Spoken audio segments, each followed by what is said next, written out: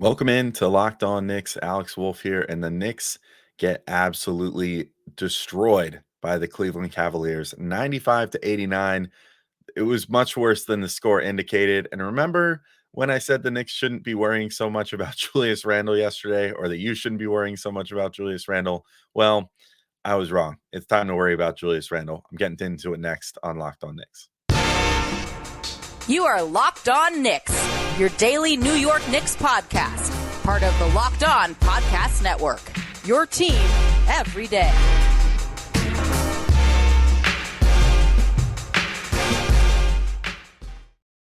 All right, welcome in to Locked On Knicks. Today's episode is brought to you by FanDuel. Make every moment more. Right now, new customers get $150 in bonus bets with any winning $5 moneyline bet.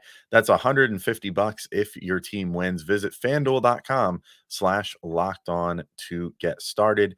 And I want to thank you guys for making Locked On Knicks your first listen today and every day, whether you're checking us out on your favorite podcast platform or taking in the sights and sounds on YouTube. We appreciate you making us a part of your daily routine.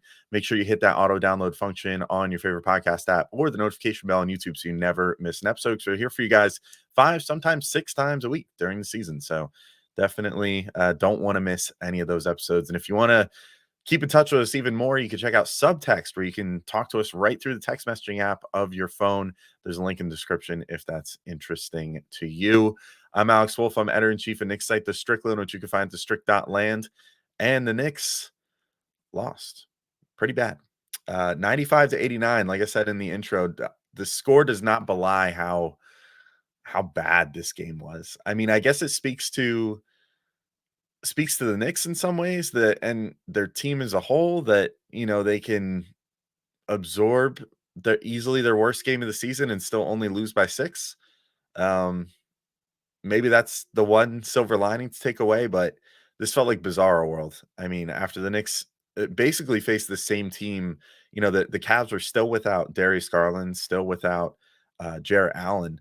They got Karis LeVert back, but I don't think that should have been the difference maker to turn an almost 20-point win yesterday into a 6-point loss today, and not being able to crack 100 points and all this other stuff. I mean, just not overall a great outing for the Knicks. And, I guess if I were the Cavs, I'd maybe be a little, or Cavs fans, I'd maybe be a little worried too, that it took a Donovan Mitchell 30-point game and everything else to get this win with how bad the Knicks played in this one. But I mean, I got to start with Julius Randle. I mean, this was terrible.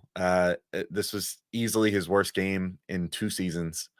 It reminded me a lot of 21-22 when he was just so bad. The thumbs down season, the shut the F up season to the fans, whatever.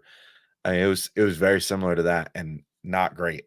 So 3 of 15 shooting for Julius, 0 of 6 from 3. But I said yesterday, I can live with bad shooting from him. I think it's more with him about the process, right? Like, not to pull the Joel Embiid line, the Sam Hinkie, whatever, the process, but it's about with him, his body language, with how he's conducting himself, with how he's turning whatever attention he gets from the defense into things for his teammates, if he's not turning it into something for himself. And this game just featured none of that. In the earlier games this season so far, in the first 4 games, we've at least seen it where if he's not shooting well, he starts trying to spray it out to shooters. And then, he's very integral to what the Knicks want to do, as far as him getting inside, drawing attention from the D. And then once he gets that attention, kicking it out to someone in the corner, who then can kick it to someone up at the top of the 3-point line, who then can kick it to the other corner. And then eventually one of those stops for the ball, it's an open shot for someone. And that's been the winning formula when the Knicks have managed to win games so far this year. But in this game, he just was not doing that. He seemed very uninterested in getting downhill momentum. He looked, I guess, tired would be the way to put it. Maybe a little sluggish on the back-to-back in the 2 games against Cleveland. But it's so early in the season. I feel like you should not be this sluggish at this point in the season. I say as a guy who's not a professional athlete, but I mean, that's kind of what he's paid and expected to do, in the position that he's in. And he's always done it. His conditioning has always been great for the last few years. So I don't know if it was that. I don't know if this is frustration boiling over from how poorly he's been shooting. But I mean, there were just multiple possessions where he looked completely checked out. And again, gave it really, it's enough to give you flashbacks to 21 to 22. There was one possession where he spent the first 5 to 6 seconds of the possession arguing with the ref in the backcourt rather than getting up the floor, to the point where Brunson literally had to like yell at him and tell him, like, as he's bringing the ball up the floor, and say like, "Hey, Julius, like, get in the play. We're playing still. This is not a stoppage in play. This is not time to talk to the ref." Brunson at one point got caught on camera kind of pulling Julius's arm as Julius was looking kind of despondent and like kind of pulling him back. It looked almost like he mouthed like, are you good?" Like something along those lines. And Julius just kind of gave him the like, "Yeah, sure, whatever," like, like head shake, walk away kind of thing. I don't know. I don't know what's going on with him in that regard. But then there was, whatever. If you're angry, if you are mad at the refs for not calling something, whatever, don't let that bleed into every other aspect of your game. And yet he did. Like, he had multiple possessions on D where he just kind of lightly jogged around, seemed completely disinterested in keeping his man in front of him. And then once his man would get by him, had zero interest in helping over to whoever else was left open then. Once someone had to come over and take his man from him. And we've seen when the Knicks are at their best this year, it's because they're running this great defense where they're playing the passing lanes really tight. Everybody's rotating to try to help each other if someone gets beat on defense. And it's, this is one of those deals where it's like one weak link can break the chain very easily, or one, grain of sand in the gears can grind them to a halt. And Julius was the grain of sand. He was the weak link. He was all that in this game. And it led to a lot of defensive breakdowns for the Knicks. Like, there was um, one possession where he didn't make any effort to get a rebound. Donovan Mitchell gets, I think it was his own miss, and just catches an offensive rebound, gets an easy layup as a result because Randle couldn't step in there and grab a rebound. There was one possession in transition where Max Strus, of all people, just got to take a free pass to the hoop because Julius couldn't bother to get in front of him. I mean, I don't want to be in this position where I'm, micro analyzing Julius's body language and every little play to try to glean something about what he's doing or how he's feeling or whatever. But it's tough not to when we've seen evidence in the past that he lets things get to him. So it feels like this is him letting his early season shooting struggles get to him and affect his play all across the board.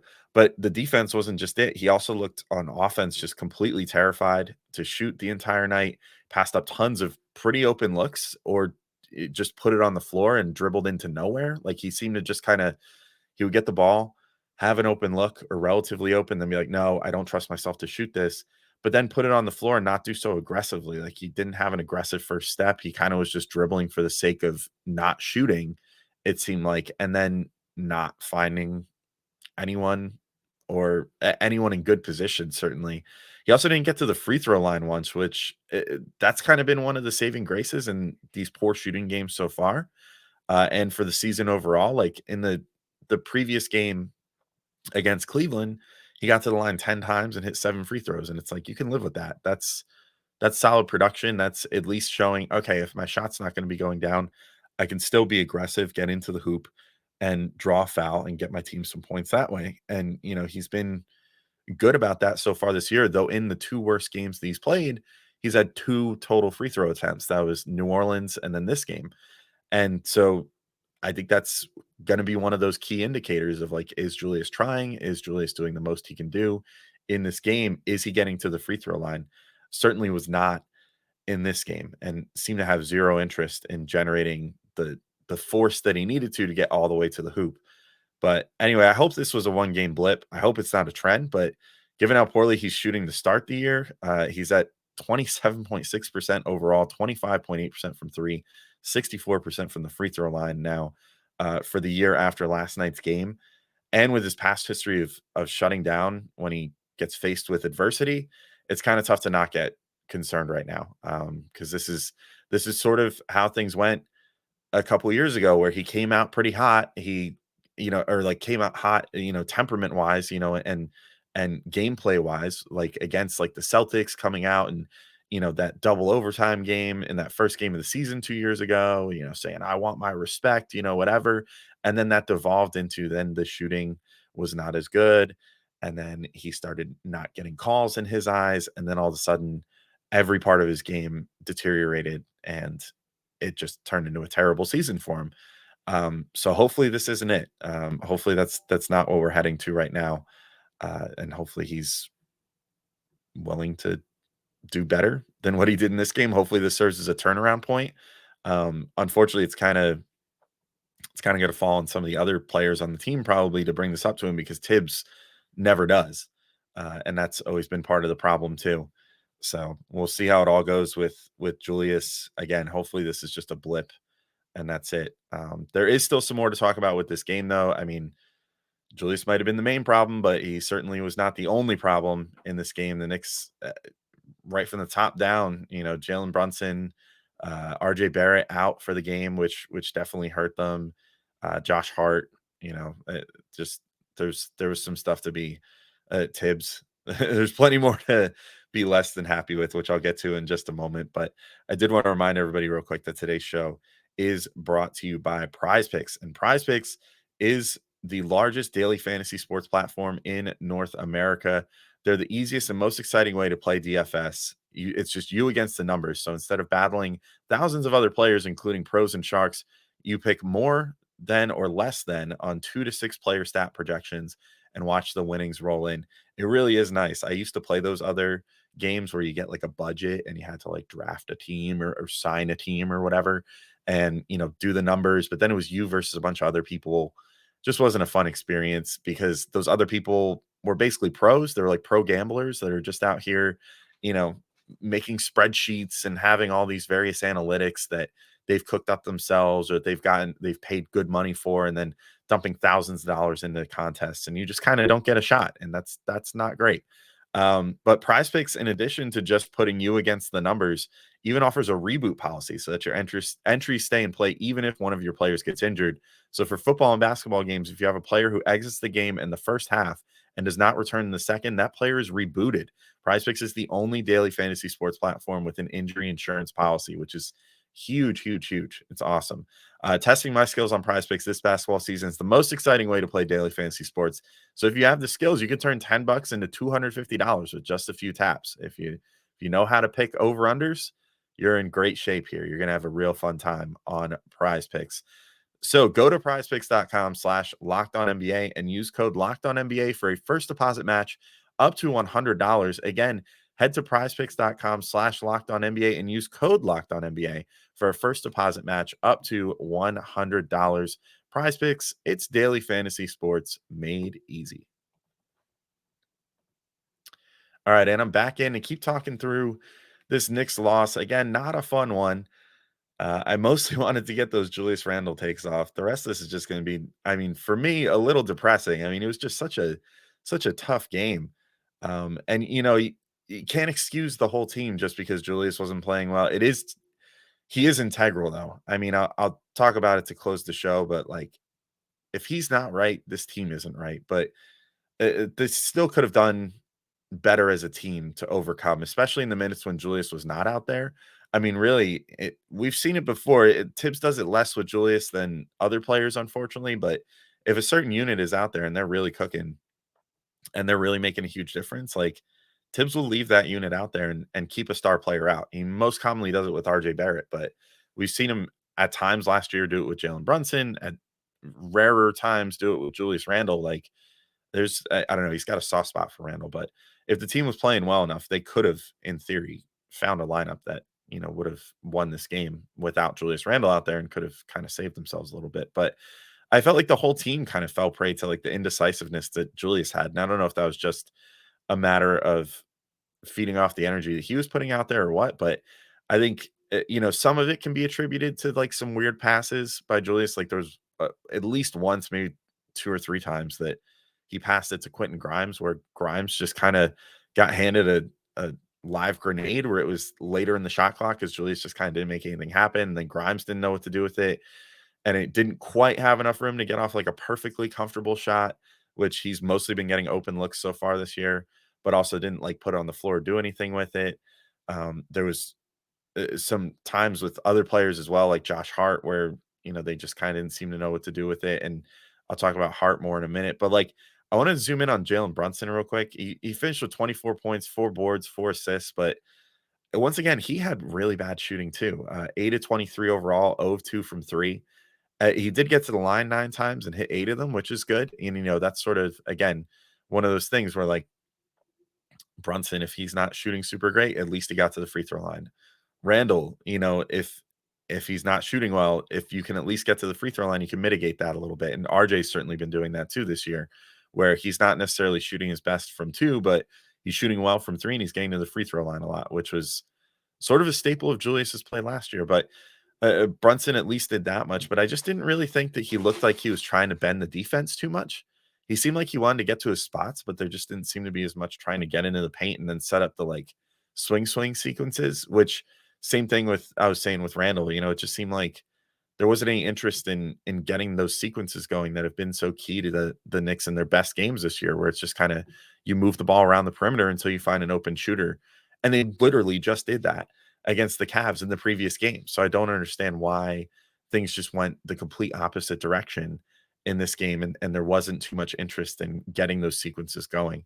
And Brunson obviously is kind of the straw that stirs the drink there. Like, it's up to him to make those happen. And, even if he has a decent game scoring, and still has 24 points, that doesn't excuse not getting the offense going for the entire team, because that's his job. He's the point guard, and he's never going to be a 8 to 10 assists per game guy, but you do hope to see him at least, getting things rolling in that direction, to get the ball out to shooters or out to guys that can kick it to another shooter and make something happen. And I don't think that he quite did that in this game. But also, there's still just something off with him. He's missing shots and layups that were easy for him last year. Now, luckily, he's not letting it affect him in the way that Julius seems to be letting it affect him, that he's having a slow start. And it's not as bad as Julius, obviously. Like, his splits right now is shooting 38% overall from the field, 43.3% from 3, which is obviously great, and 78.3% from the free throw line, which is acceptable.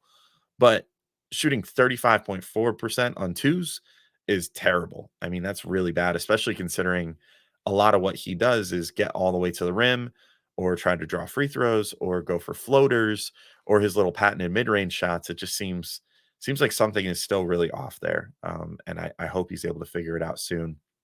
I also think the team really missed RJ in this game. RJ was out. I think it was just for an illness, or for it wasn't an illness. It was like a knee or something. I don't know. Hopefully not something that keeps him out more than just a game. But he's really, I mean, this game kind of underscored that he's been the rock for this team so far this year. He's been the one guy that's getting consistent production and, that's shooting whatever it is, like 40, 43, 40, 80 or so, or 85, whatever he's shooting from the free throw line. I mean, he's been kind of the one guy that's been able to produce consistent offense for this team and hit his shots consistently in pretty much every game that he's played so far this year. So I hope that he's back next game, because I think the Knicks really needed him. I think that they especially needed him in this game because they needed an alternative to Julius Randle when he wasn't playing well, and they didn't have that. And so it kind of was just like Brunson and the role players against the world, because Julius was basically barely even on the floor for all intents and purposes. But I've got to get into some more players here. Josh Hart, unfortunately, looking more like Josh Hart from the Miami series in this game. Mitchell Robinson doing his best, really, really doing his best. Unfortunately, just was not enough in this game, but I got to give him his props. Give a little props to Dante DiVincenzo and Emmanuel quickly in just a moment as well. But first, I got to remind you all that today's show is brought to you by FanDuel Sportsbook. And you can score early this NFL season with FanDuel, America's #1 sportsbook. Right now, new customers get $150 in bonus bets with any winning $5 moneyline bet. That's $150 if your team wins. And if you've been thinking about joining FanDuel, there's no better time to get in on the action. The app is so easy to use. There's a wide range of betting options, including spreads, player props, over-unders, and more. And my favorite thing to do is same-game parlays. I'm kind of glad I didn't do a same-game parlay for this Cavs game, because I probably would have been really bullish on the Knicks and what they would have been able to do in the second game of a back-to-back at home at Madison Square Garden. Luckily, I saved myself this time, but in the future, you can, I mean, maybe now you can take the pessimist view and pick all the Julius Randle unders. Be like, oh, I think Julius Randle's going to have under 20, under 19 and a half points. And he's going to have under 2.5 threes and under 3.5 assists or whatever the case may be. But you could put together a big multi-leg bet, including, the Knicks and the other team as well, whoever they happen to be facing, or whatever game you want to do, and put together a multi-leg bet that pays out way more than just the single individual bets would pay out themselves, which is really a lot of fun. It's easily my favorite thing to do. So definitely check out Same Game Parlay. So visit fanduel.com/locked on, and you can kick off the NFL season and, of course, the NBA season. FanDuel, official partner of the NFL. All right, and I'm back in to finish off talking about this game. I'm not gonna lie, I'm gonna keep this last segment kind of brief because I'm pretty much done with this game. I'm looking forward to the next game. Hopefully, the Knicks can figure some stuff out over the next couple days and get ready to come out and give the effort that we were seeing earlier in the season. But I do have to highlight, I did think Josh Hart, unfortunately, in this game looked a little more like Miami series Josh Hart, which is not a compliment. He was 1 of 5 from 3. He likely could have been even worse if he had taken more threes, but he sort of had the same deal where he was tentative to take them because he was probably pretty sure he wasn't going to make them. Night to night, I don't know what it is. It just kind of seems like he's either going to make every single three he takes or make no threes that he takes. There's just no like in between with him, which I guess is just going to be the Josh Hart experience, which is fine because honestly, I would hope that this team is not relying on him to take so many threes and could just let him do the things he's good at, like run in transition, get inside and spray out to shooters and rebound the ball and all that stuff. I mean, there's plenty of good things he does. Shooting is just not going to be his strongest suit from 3-point range. But I gotta say, I really hope if RJ has to miss any more time now or in the future, that Tibbs entertains either putting Quickly or DiVincenzo in there as the fill-in with the starters for RJ. I just think that would work a lot better defensively. I think it would work better offensively for sure, to have better spacing out there and have like a legitimate shooter like a Quickly or a DiVincenzo out there. And like DiVincenzo can do a lot of the similar stuff that Hart can do without being as big, obviously, but like he's a good rebounding guard. He's a good shooter. He's good at, handling the ball and distributing a little bit and kind of, making the right pass and hustling on defense, all that good stuff. So I think that maybe he would be my choice if RJ sits again, to put DiVincenzo out there instead. Let Grimes just kind of scale up a position, and I think he could comfortably guard threes. I mean, we're trusting Josh Hart to guard fours in the second unit at this point, so I don't see why you wouldn't be able to trust Quentin Grimes to guard threes, but I don't know. I hope that that's the move going forward, just because I think it works a little better schematically. Though I get the feeling that with how much Tibbs loves Josh Hart, that Hart's going to be the move. Poor Mitch, though, had to do so much cleaning up in this game. He was the one guy I think looked every bit as good as he usually does, so I'll give him props for that. He had 16 rebounds, 8 offensive, and he was just put in a position where he was expected to just basically clean up everything. I mean, it was horrible, man. I mean, he was just every single offensive possession, it seemed like he was trying, it would be him surrounded by 3 guys trying to make sure he wouldn't get a rebound, and yet he was still getting hands on them, managed to keep some possessions alive that way. He didn't score a ton of points. I actually didn't even write it down because it was so inconsequential. I think he maybe scored 8 points. Um, but he kept a lot of possessions alive just by virtue of being in the right place and muscling his way against Mobley and against Tristan Thompson and against whoever happened to be out there for the Cavs at that moment. But there's only so much the man can do. I mean, there was some times where it was just him versus everybody else on the floor because it seemed like the rest of the Knicks weren't super interested in going after rebounds or at least boxing out to make sure that their man couldn't get in there and compete with Mitch for that rebound. So uh, again, unfortunately, kind of looking at Julius Randle there for some of that lackadaisical play. But yeah, I do think on defense, Mitch had a good showing as well. Again, comes back to when you have one of the starting lineup that is Lottie dying his way around on defense all the time. It's going to make life pretty difficult for the center. But Mitch managed to get 2 blocks. I didn't quite get Cleveland. I mean, obviously Cleveland won the game in the end, but I didn't quite get their bright idea to put Evan Mobley at the 5 to start after he's been getting bullied at the 4. just seemed a little interesting to me to then be like, well, you know what? Let's scale him up a position. That's going to work a lot better. I don't think he had his first points until about midway to the end of the second quarter. And so he ended up with 14. He shot better than he has been shooting. So, like, props to him. He put it together in the second half a little bit more and was able to kind of fit his way into some spaces. But the first half, I mean, Mitch just really dominated him. He was in his way all the time. He's keeping himself between Mobley and the hoop and just playing big and not letting him gain any ground. And it was a rough first half for Mobley, and that was mostly thanks to Mitch. So props to Mitch for that. Um, I just wanted to say this is just like a note I wrote down, but it's bad enough when Donovan Mitchell is kind of cooking and he just wins by hitting really hard shots, but it's pretty unacceptable to give him extra opportunities. Another Julius Randle thing at one point, just let Mitchell just I already mentioned this one, I think, but just let Mitchell come in and grab his own rebound and go up for an easy layup.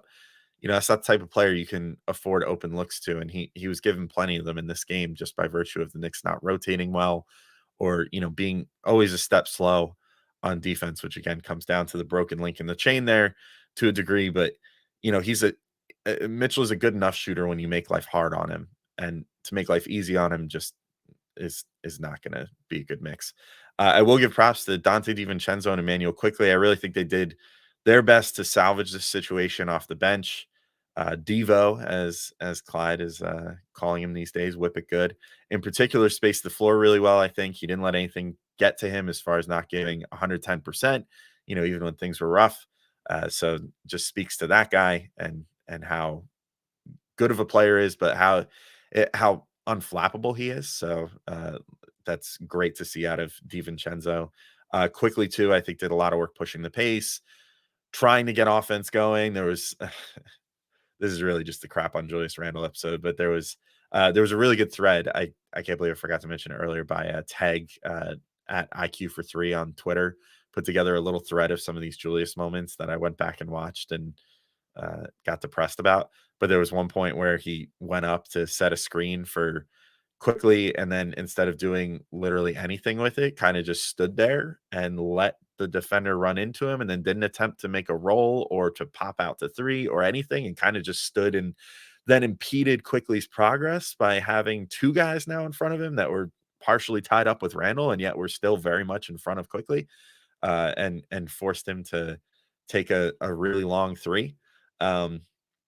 Which, also wasn't necessarily the perfect move, but I can't blame him for just being like, well, if you're not going to do anything, I guess this is how this possession is going to end. But yeah, Quickly, I think, did a pretty good job pushing pace. He also did not shoot well from three again, which is concerning in and of itself a little bit. I don't like that this team just kind of goes with the wind with one another as far as if they're all making threes or all not making threes. Like for this game, the Knicks shot 5 of 30, which is disgusting from 3-point range. DiVincenzo is like the only guy that really shot respectable from there. And that can't keep going on going forward either. I mean, if they just shot like 30% from three as a team against all odds, they would have still won this game, which is crazy to think about. But we'll see how that goes. Anyway, I hope this game, as I wrap up here, I hope this game was the low point of the season. Hopefully whoever's got the sway to, probably Brunson, hopefully Tibbs, but I'm really not holding my breath about Tibbs because he seems to just have a blind spot for Julius Randle. But hopefully someone gets in Julius's ear and tells him to wake up after this game, because this was bad. This was really, really bad. Hopefully maybe someone that was on the team 2 years ago, it might take RJ Barrett, for example, to kind of recognize the signs of this and get in Julius's ear early to wake him up, which is kind of sad when you're talking about the 28-year-old, 29-year-old, however old Julius is, player needing to get a talking to from the 23-year-old. But I guess that's where we're at. But this team isn't going to go anywhere if Julius is this bad. I mean, the team was literally built around the idea that you can give this guy 35 to 38 minutes a game without an actual viable backup at the 4, and that'll be fine, because Julius is just going to give you all NBA production out of that, out of that spot, out of the 4 spot, and with those minutes. And so if he's not only not giving you that production, but then isn't engaged as a player, then this is going to be 21 to 22 all over again. And the Knicks can't have that. And I mean, or if they do have it, it's going to be time for some wholesale changes, which probably involves the coach and Julius Randle. So But I'm not rooting for that, certainly. I want this team to be its best self. And ultimately, again, this was only a 6-point loss. It just felt like a 20-point loss because it just felt like once this got away from the Knicks, they were never going to win this thing. But on the bright side, if Julius can just get his head on straight, they'll probably be in really good shape, because if he had his head on straight for this game, they probably would have won, even though they, didn't play as well across the board and only shot 15% from three and all that. So anyway, that's all I care to talk about this one. We'll be back with more episodes for you guys before the end of the week. So keep your ears out for that. Keep your eyes out for that on YouTube. But until next time, thank you all for listening, and we'll talk to you soon. Peace out, everybody.